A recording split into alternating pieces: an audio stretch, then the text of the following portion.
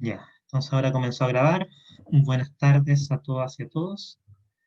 Lo que nos corresponde ver hoy día es continuar el estudio de las materias, de los contenidos, en particular que estudia el derecho civil.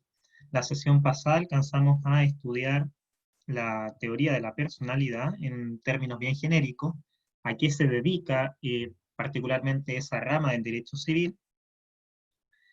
En segundo lugar, vimos también el tema del derecho de familia, ya particularmente las relaciones de pareja, que son el matrimonio, el acuerdo de unión civil y las parejas de hecho, y también las relaciones de filiación, que son aquellos vínculos jurídicos que han de vincular, que han de relacionar, disculpen, a ascendientes y descendientes directos. Vimos la noción, las fuentes, los efectos y también los derechos sucesorios recíprocos.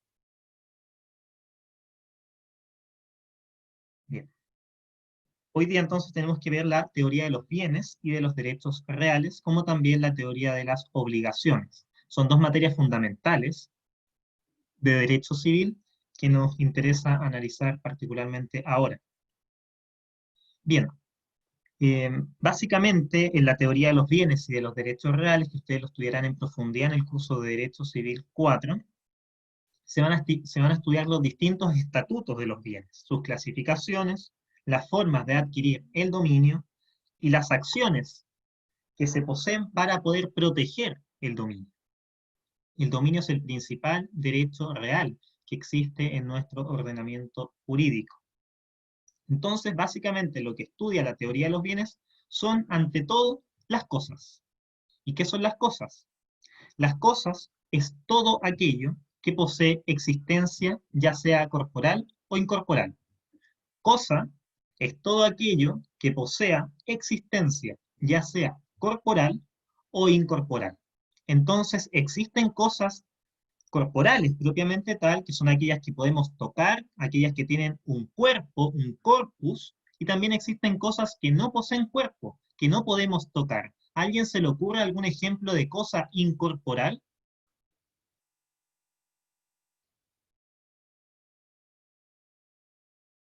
Creo que el usufructo era un bien incorporal, ¿no? Ya, el usufructo, pero ya lo veremos, es un derecho real, limitativo del dominio, el usufructo. Es aquel derecho que me permite usar y gozar una cosa. Pero en términos generales, como es un derecho, sí podemos decir que es una cosa incorporal. Porque fíjense, las principales cosas incorporales son los derechos. Las cosas corporales son aquellas que poseen cuerpo, poseen materialidad, poseen sustancia, y nosotros podemos tocarlo, podemos observarla, podemos percibirlo por medio de nuestros sentidos. En cambio, las cosas incorporales son aquellas que carecen de corpus, carecen de materialidad, carecen de sustancia, y nosotros no podemos percibirlo de forma directa por medio de nuestros sentidos. En ese sentido, son cosas incorporales, por ejemplo, los derechos. Son cosas incorporales los derechos. No tan solo los derechos, también las energías son cosas incorporales. La luz, por ejemplo, no la puedo tocar, el sonido no lo puedo tocar, pero siguen siendo cosas a efectos del derecho civil, a efectos de nuestro código civil. Entonces, esa es la primera gran división que nosotros tenemos que hacer a propósito de las cosas y los bienes. En todo caso, voy a hacer de inmediato una precisión. Cosa y bien, ahora, en el curso de Derecho Civil 1, los voy a tomar como sinónimos, ¿ya? Cosa y bien son sinónimos a efectos de Derecho Civil 1, pero ya verán más adelante que existe una sutileza, una diferenciación entre lo que es una cosa y un bien. La cosa es el género y el bien es la especie. Los bienes, esta es la diferencia con las cosas, los bienes son aquellos objetos corporales o incorporales que procuran al ser humano utilidad y a su vez son susceptibles de apropiación. Los bienes son las cosas que procuran utilidad al ser humano y a su vez son susceptibles de apropiación. Las personas pueden apropiarse de los bienes. Entonces, insisto, los bienes son subconjunto, si se quiere, de las cosas. Ya. Pero, reitero, ahora lo vamos a tomar como sinónimo. Y en ese sentido, entonces, los bienes y las cosas se dividen. Y ustedes lo ven aquí en la pantalla. Tenemos bienes corporales y bienes incorporales. Los bienes corporales admiten múltiples clasificaciones, pero la más importante de todas es aquella que distingue entre bienes muebles por un lado y bienes inmuebles por el otro. Bienes muebles por un lado y bienes inmuebles por el otro. Esta clasificación incluso es muy antigua, viene desde Roma. Desde Roma, los res, las cosas, se distinguían entre las res móviles o res mueble y las res inmóviles, que eran las cosas inmuebles. De aquí viene el concepto de derecho real, derecho de res, derecho de las cosas. Res es cosa en latín. Entonces, los bienes corporales, la principal clasificación que vamos a analizar es aquella que distingue entre bienes muebles y bienes inmuebles. Los bienes muebles son aquellas cosas que que es posible trasladarlas de un punto a otro. Son aquellas cosas que yo puedo trasladar de un punto a otro. Por ejemplo, un auto, un lápiz, un vaso, una mesa, lo que sea. Dentro de los bienes muebles, podemos a su vez distinguir bienes muebles que no poseen voluntad propia, por ejemplo, un lápiz, una mesa, etcétera, que se mueven tan solo por la acción de un ser extraño. Y también tenemos bienes muebles semovientes. Bienes muebles semovientes son aquellos bienes muebles que se pueden trasladar de un punto a otro, pero por su propia voluntad. Ejemplo de bien mueble semoviente son los animales. Los animales, a efectos de nuestro Código Civil, son cosas muebles semovientes.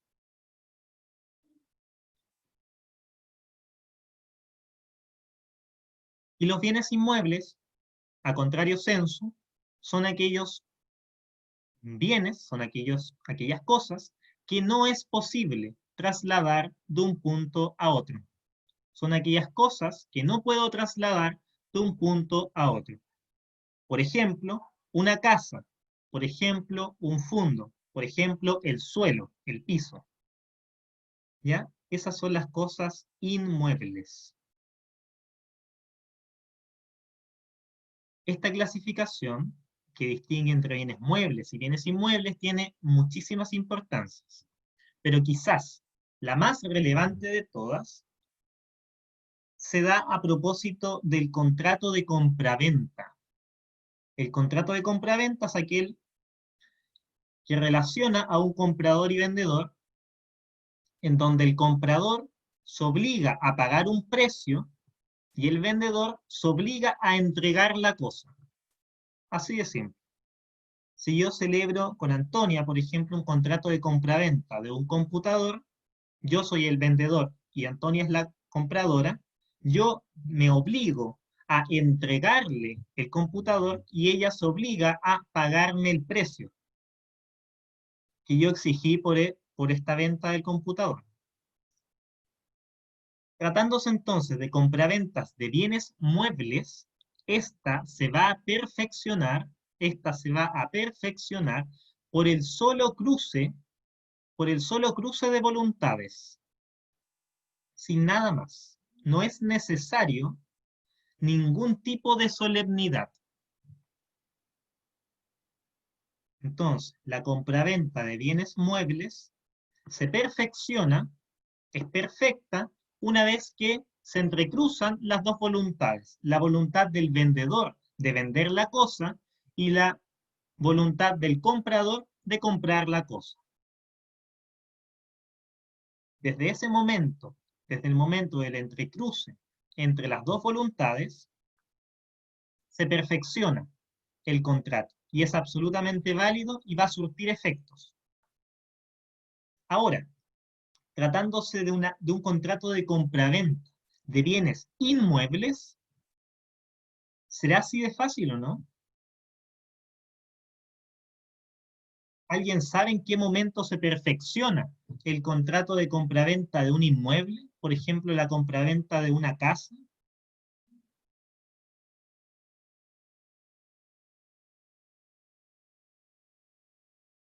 ¿Alguien sabe, no?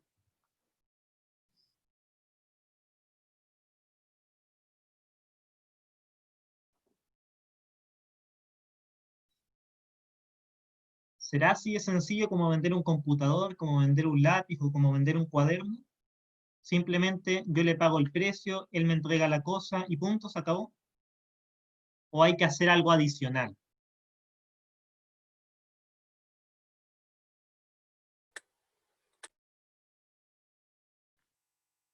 No ¿Alguien lo sé. O sabe? sea, hay que hacer más cosas, pero no tengo claro cuál es el procedimiento específico, pero sí es más difícil. Bien, exactamente, Juan Pablo. Lo que hay que hacer es firmar, ir ante un notario y firmar una escritura pública para que el contrato de compra-venta de un bien inmueble surta efectos, para que un contrato de compraventa de un inmueble sea perfecto, es decir, sea exigible, se requiere de una solemnidad. Se requiere de una solemnidad. ¿Y cuál es esa solemnidad? Una escritura pública. Una escritura pública que se va a firmar ante notario. Luego de eso, pero esto ya no es parte de la solemnidad propiamente tal, aquí ya la compraventa una vez que se firma, la escritura pública es perfecta, pero luego de eso lo que se debe hacer es ir a inscribir esa escritura pública al conservador de bienes raíces. Se debe ir a inscribir esa escritura pública al registro de propiedad del conservador de bienes raíces. Y desde ese momento ya va a estar absolutamente lista esta compraventa de un bien inmueble.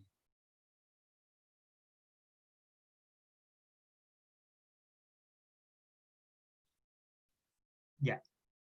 ¿Queda claro entonces esta primera clasificación de los bienes muebles e inmuebles dentro de los bienes corporales y Sí. la importancia? Bien. Entonces veamos ahora los siguientes tipos de bienes, que son los bienes incorporales, que son aquellos que no poseen corporeidad, que no poseen materialidad, que no poseen una concreción en virtud de la cual podamos percibirla mediante nuestros sentidos. Dije que en los principales bienes incorporales eran los derechos. Por ejemplo, el derecho de propiedad, que es una cosa incorporal, el derecho de usufructo, como me decía su compañera, también es un derecho incorporal, es un bien, disculpen, incorporal. Todos todos los derechos que usted se imagine son incorporales, porque no poseen corpus, no poseen cuerpo, pero eso no deja, eso no los deja excluidos de la categoría de cosas. Y bueno, entonces los bienes incorporales, los principales son los derechos. Y los derechos, a su vez, pueden ser derechos objetivos, el derecho objetivo y el derecho subjetivo. Y los derechos subjetivos, a su vez, pueden ser derechos reales o derechos personales. Estos son derechos subjetivos.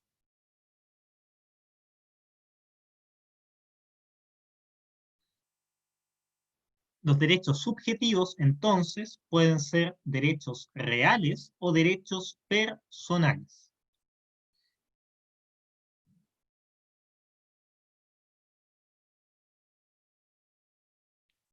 Derecho subjetivo entendido que son de propiedad del sujeto, de los sujetos, son facultades de los sujetos en conformidad a lo que establece el derecho.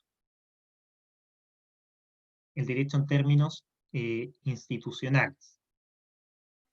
Entonces, los derechos que pueden ser titulares los sujetos pueden ser reales o personales.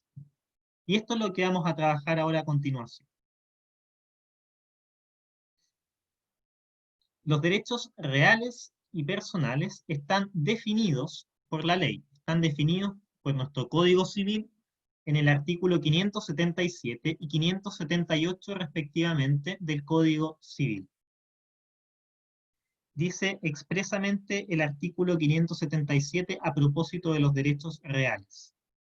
Derecho real es el que tenemos sobre una cosa sin respecto a determinada persona. Ese es el primer inciso. Derecho real es aquel que se tiene respecto de una cosa sin consideración a ninguna otra persona. Son aquellos que ejercemos directamente sobre las cosas, sin respecto a determinada persona. Los ejercemos sin importar el resto de las personas. Así el inciso segundo del artículo 577 nos da ejemplos de derechos reales, que son, insisto, estos derechos que yo voy a ejercer sobre las cosas, sobre este celular, sobre este escritorio, sobre este mouse, sobre este computador, sobre esta casa, yo los voy a ejercer directamente, sin importar el resto de las personas. Eso, respetando ciertos elementos que veremos más adelante. Entonces, derecho real yo lo ejerzo directamente sobre la cosa. Hay una relación persona-cosa, relación persona-cosa. Así, reitero, el inciso segundo nos da ejemplos de derechos reales. Nos dice, son derechos reales el de dominio, el de herencia, los de usufructo, uso o habitación, los de servidumbres activas y el de prenda y el de hipoteca. De estos derechos reales nacen las acciones reales. Entonces, fíjense, derecho real, existe una relación entre el sujeto y la cosa. No hay nada más entre medio de ellos que no sea este derecho real. En ese sentido yo lo voy a ejercer de forma inmediata, este derecho. El principal derecho real es el derecho de propiedad.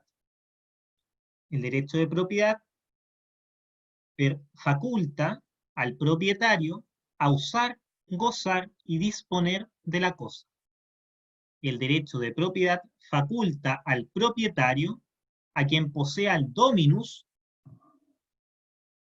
para usar, gozar y disponer de la cosa. O sea, un propietario puede usar la cosa. ¿Qué significa usar? Utilizarla de acuerdo a su función natural.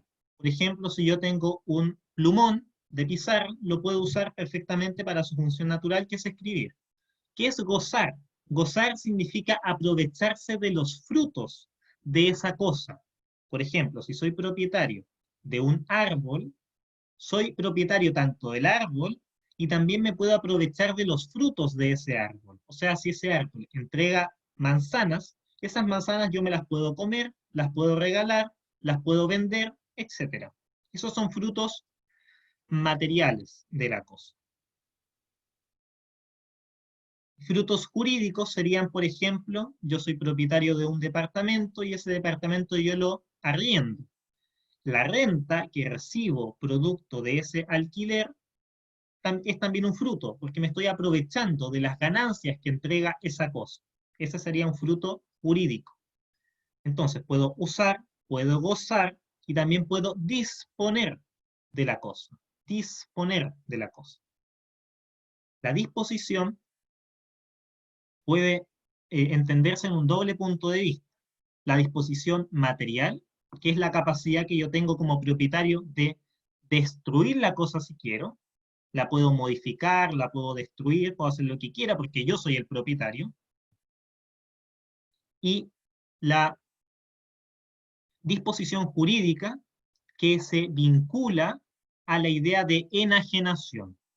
La disposición jurídica es la enajenación. ¿Y qué es la enajenación? Fíjense, enajenar, hacer ajeno.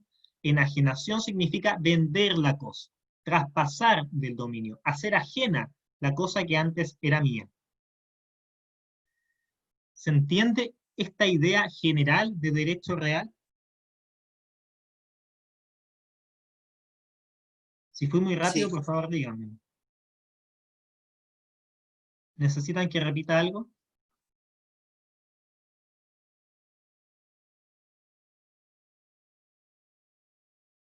¿No? Ya. Entonces, simplemente para sintetizar. Derecho real lo ejerzo directamente sobre las cosas. No media entre yo y mi cosa ninguna otra persona.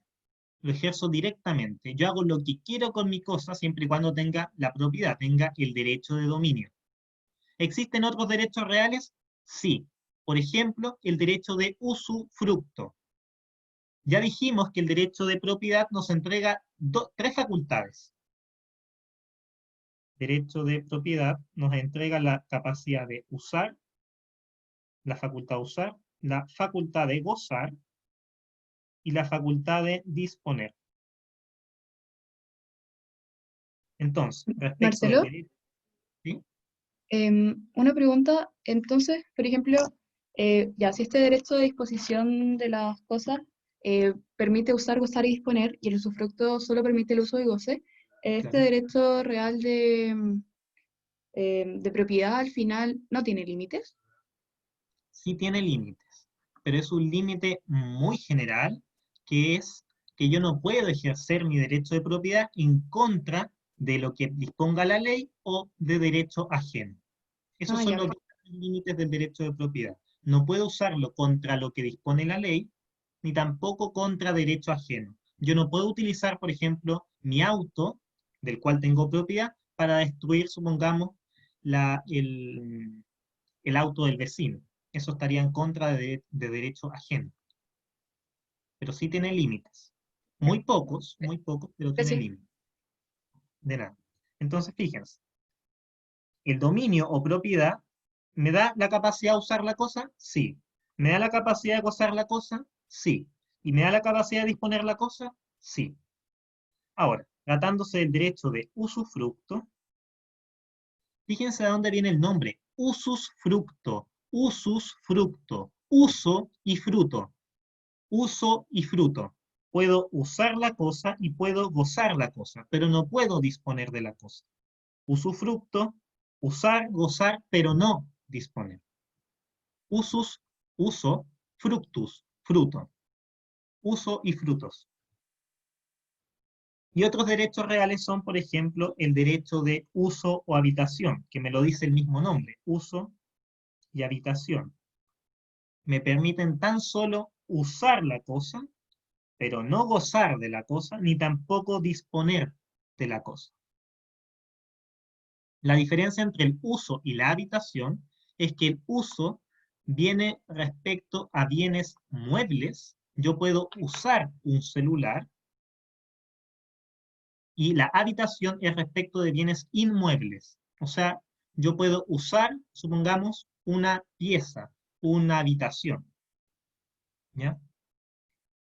Eh, disculpa. Oye, esto se da, por ejemplo, la diferencia entre el usufructo y el uso y habitación, se puede dar, por ejemplo, en un contrato de, no sé, si yo hago un contrato de usufructo con alguien por un departamento, yo en ese caso también podría subarrendarlo, porque puedo gozar de este, ¿cierto? así es. Pero en el uso y habitación solo puedo habitarlo, no lo puedo subarrendar.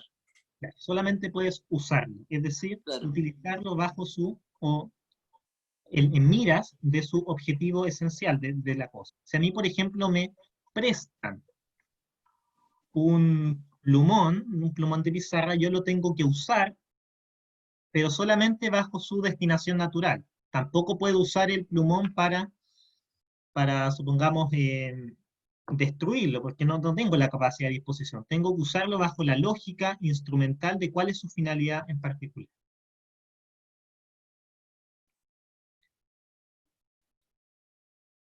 Y eso mismo sucede con el alquiler. Si yo celebro un usufructo de un departamento con otro sujeto, este sujeto puede perfectamente o sea, puede arrendar ese departamento, porque puede gozar de los frutos jurídicos, en este caso, de ese departamento. Pero si hay un contrato tan solo de uso, no podría. Por ejemplo, yo puedo celebrar un contrato de uso de una habitación en un hotel. En ese caso, yo no puedo arrendar la habitación del hotel, porque yo tan solo tengo la facultad para usarlo, bajo su destinación natural. Bien. María de los Ángeles tiene la mano levantada. Sí, era lo que te pregunté antes, así que Ah, bien, perfecto. se me olvidó bajarla, perdón. No hay problema. Ya, eso entonces son los derechos reales.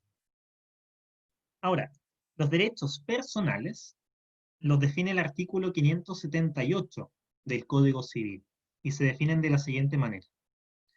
Derechos personales o créditos son los que solo pueden reclamarse de ciertas personas que, por un hecho suyo o por la sola disposición de la ley, han contraído las obligaciones correlativas. Esa es la definición. Derecho personal o crédito son los que se pueden reclamar de ciertas personas que, por un hecho suyo o por el solo ministerio de la ley, han contraído obligaciones correlativas.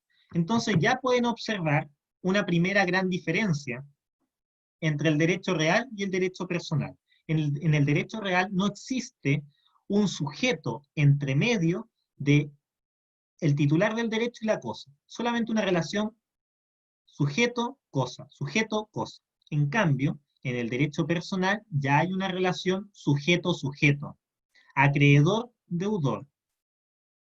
¿Y qué es lo que media entre ellos? Una obligación.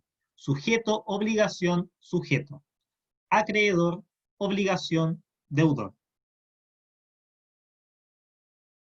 Entonces, fíjense, esa es la primera gran diferencia entre el derecho real y el derecho personal. El derecho personal nos estamos refiriendo a las obligaciones que existen entre sujetos. Si yo celebré un contrato de compraventa con Antonia, yo soy el vendedor, ella es la compradora, yo me obligo a entregar la cosa y Antonia se obliga a entregarme el precio.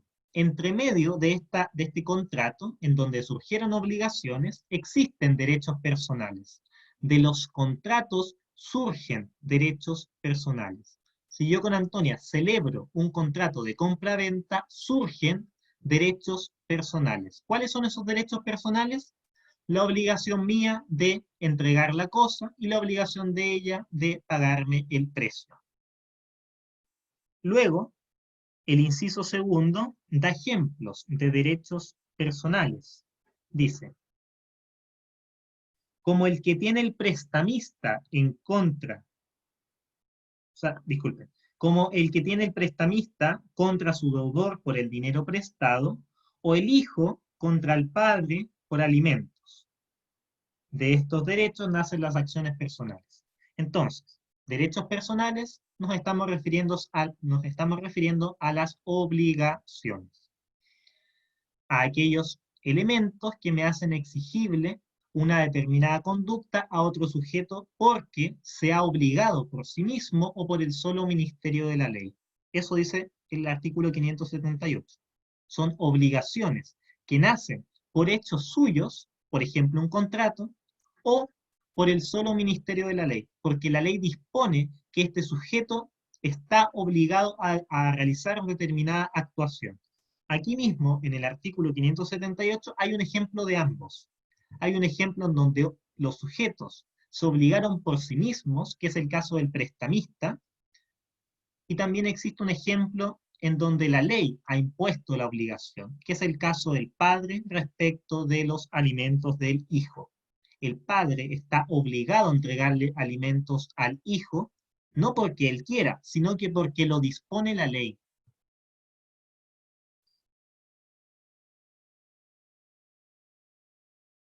¿Se entiende?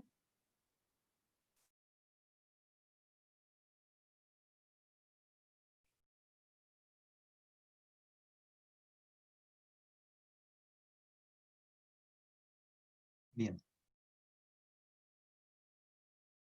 Entonces veamos este paralelo para que les quede más clara esta diferenciación. En los derechos reales se va a crear, como ya les dije, una relación directa e inmediata entre un sujeto y una cosa, entre un sujeto y una cosa. Los derechos reales, a su vez, solamente pueden ser creados por la ley. La ley es la que dispone la creación de los derechos reales. La ley es la única fuente de los derechos reales. No es que yo pueda llegar a inventar en conformidad a un contrato un derecho real distinto a los que existan en la ley. En cambio, los derechos personales originan una relación entre dos personas, entre dos sujetos, uno de los cuales es el deudor y el otro es el acreedor. El acreedor es el titular del derecho personal, es el titular del derecho personal. Y el deudor es aquel que se obliga a realizar una prestación en favor del acreedor. El deudor es aquel que se obliga a realizar una prestación en favor del acreedor. Entre estas personas, entre el acreedor y el deudor, media, o sea, está entre medio, una obligación. Esa obligación es un vínculo jurídico que unifica, que vincula, que relaciona a estos dos sujetos, al acreedor y al deudor. Ya. Disculpa, la denominación acreedor y prestamista era? No, deudor. Es como genérica, como que siempre se va a hablar de deudor y acreedor, o Sí. solo como en caso de préstamos. No, siempre. Acreedor y deudor. Acreedor Ah, ya. es el titular del derecho personal y el deudor es aquel que se obliga a realizar una prestación en favor de ese acreedor. Supongamos que yo celebré un contrato contigo un contrato de arrendamiento. Ya, entonces yo y Juan Pablo celebramos un contrato de arrendamiento. Yo le arrendé mi departamento a Juan Pablo. Entonces, una vez que celebramos ese contrato, se generan obligaciones. El contrato es fuente de las obligaciones. Entonces, la obligación de Juan Pablo es pagarme una renta a mí mensualmente. Esa es la obligación que surge para él. Y por otro lado, también surge una obligación para mí, que es entregarle la cosa para que él la use y, él use y goce de ese departamento. ¿Ya? En el caso que hayamos celebrado más no un contrato de arrendamiento, sino un contrato de usufructo, supongamos. Entonces, para él surge la obligación de pagarme la renta y para mí surge la obligación de entregarle el uso y el goce de la cosa, que sería en este caso un departamento. Ángeles, tiene nuevamente la mano levantada. Marcelo, acá también se puede hablar del tema del sujeto pasivo y activo, o no tiene nada que ver. Sí, tiene mucho que ver. No me quiero meter aún en ese tema, porque lo vamos a hablar cuando nos toque desarrollar el tema de la relación jurídica de derecho privado. La relación jurídica de derecho privado es aquella que va a vincular a dos sujetos, el sujeto activo o acreedor y al sujeto pasivo o deudor. ¿Ya? Tienen esas dos denominaciones. Después nos vamos a meter en ese tema cuando avancemos en todo esto. Juan Pablo. Sí, de nuevo, es que me surgió la duda de que cuando hiciste el ejemplo del arriendo, por ejemplo, ahora último, en ese caso yo tendría un derecho real con el departamento y un derecho personal contigo. No, saquemos el ejemplo del arrendamiento, porque el arrendamiento no es un derecho real. El arrendamiento tan solo genera derechos personales. Eso es un tema bien sutil dentro del derecho privado, por lo tanto no me quiero meter en ese tema. Metámonos tan solo en el usufructo, ¿ya? Usufructo, yo te entrego a ti el uso y el goce de la cosa. Y tú a mí me tienes que entregar el precio. Entre nosotros, media un derechos personales, que son las obligaciones. Y luego tú tendrás, producto de todas estas relaciones, un derecho real sobre ese departamento, que es el usufructo. Ya. Pero del contrato hay que ser muy claro. Del contrato solamente nacen derechos personales. De los contratos nunca, jamás, surgen derechos reales. Nunca, jamás. Sino que los derechos reales surgen, como ya veremos ahora a continuación, de los modos de adquirir el dominio. Ya. Entonces, este mapa, disculpen, este cuadro comparativo, que lo hice cuando era mechón, cuando estaba en su misma posición, creo que es muy claro para distinguir los derechos personales de los reales. Entonces, veamos el primer criterio, la relación. Derechos personales, existe una relación entre dos sujetos, en donde media, entre medio, una obligación. Uno sujeto pasivo, otro sujeto activo, deudor y acreedor respectivamente.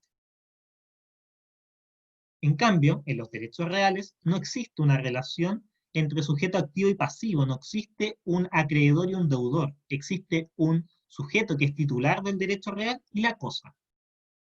Un sujeto y la cosa.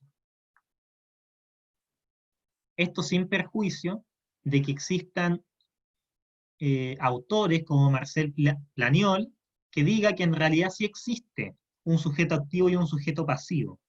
Planiol dice que el sujeto activo, bueno, es el titular del derecho real, y el sujeto pasivo es la sociedad toda.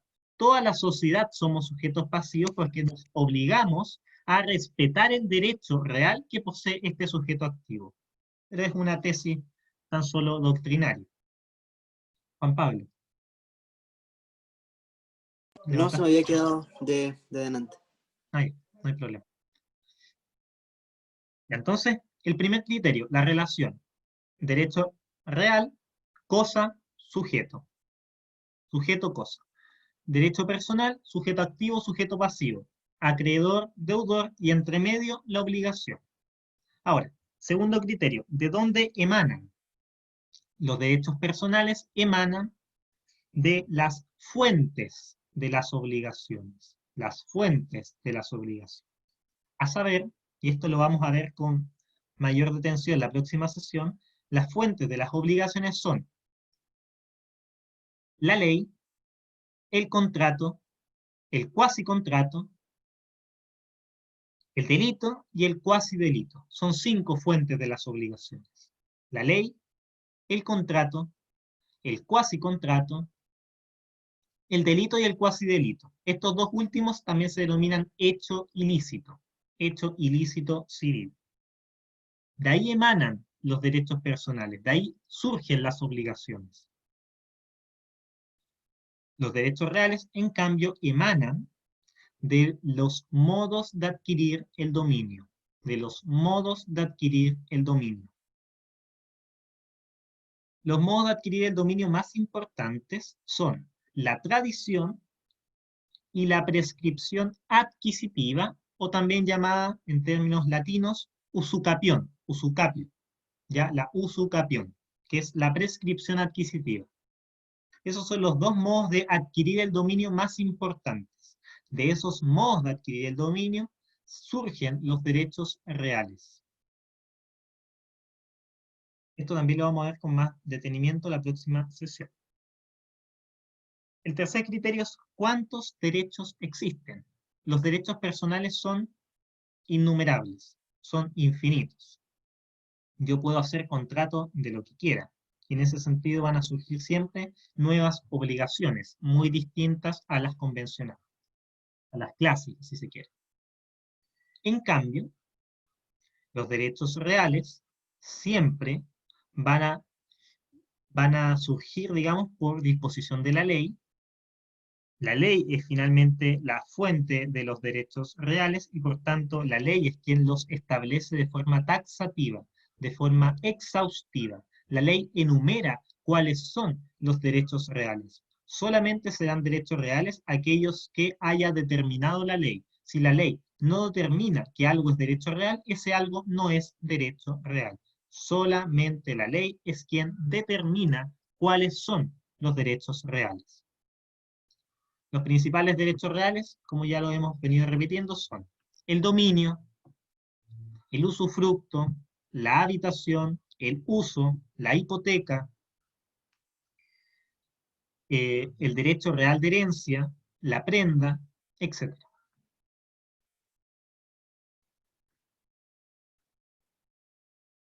En cuarto lugar, con respecto al ejercicio, los derechos personales se extinguen por su ejercicio. Esa es la regla general. Los derechos personales se extinguen por su ejercicio, con su ejercicio.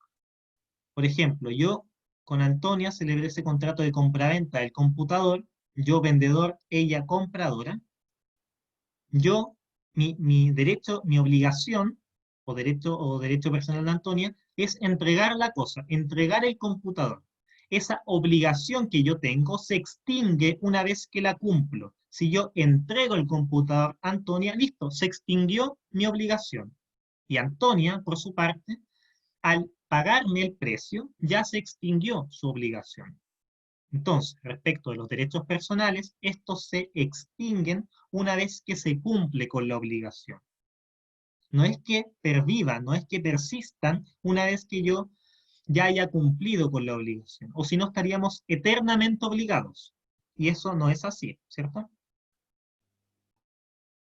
En cambio, los derechos reales se consolidan con su ejercicio. No es que se extingan cada vez que yo ejecuto, que yo administro, que yo dispongo de mis cosas, sino que cada vez que yo realizo un acto de disposición sobre mis cosas, por ejemplo, sobre mi celular, estoy consolidando mi derecho real sobre mi celular, mi derecho de dominio sobre mi celular. Y por último, tiene también diferencias a propósito de la prescripción.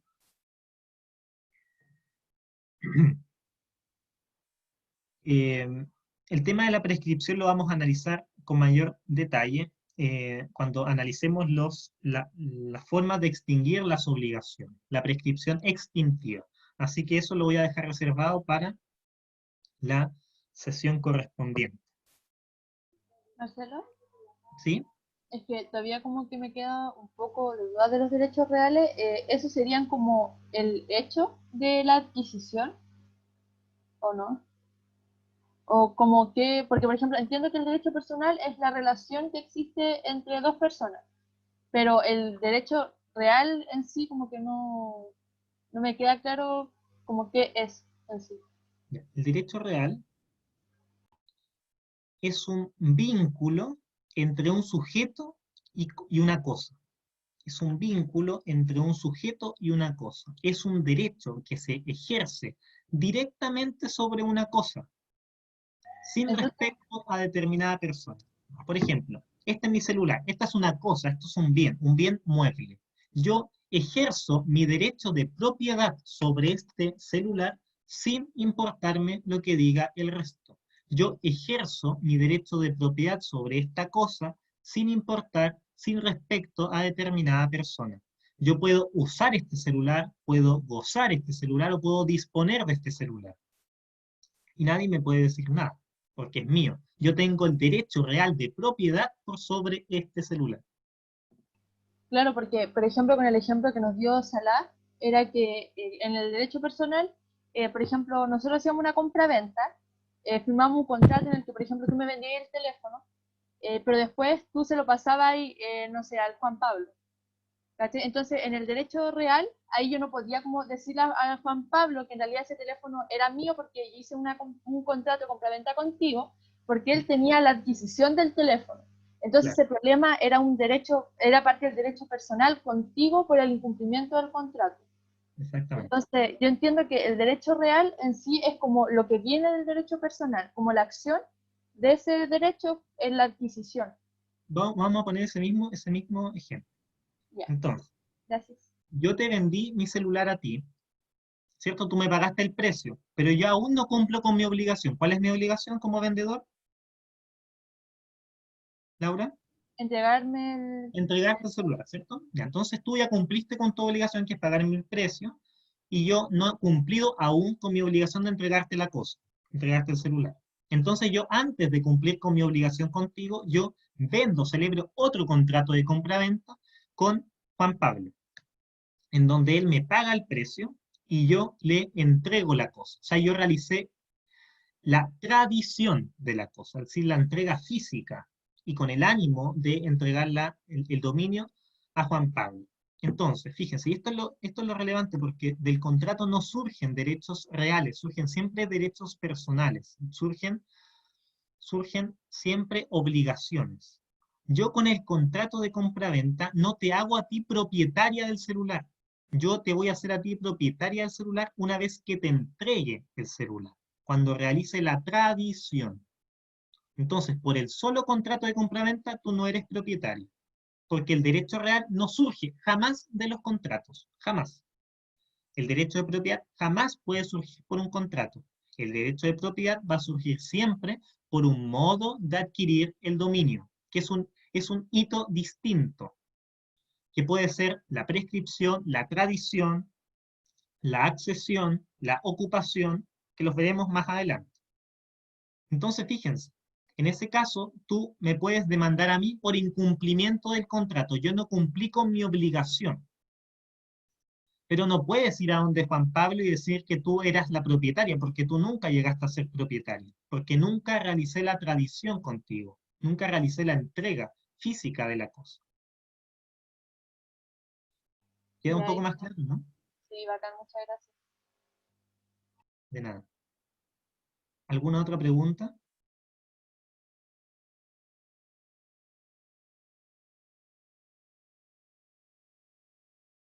Respecto de las materias en generales que estén viendo en clase y que les surjan dudas, como a Laura, por ejemplo. Yo tengo unas preguntas de materia, pero no tienen que ver exactamente con derechos reales y personales. Ya, voy a pausar la grabación y me la hace, ¿ya? Ok. Entonces, bueno, voy a despedir la sesión. Gracias por asistir y nos vemos la próxima semana.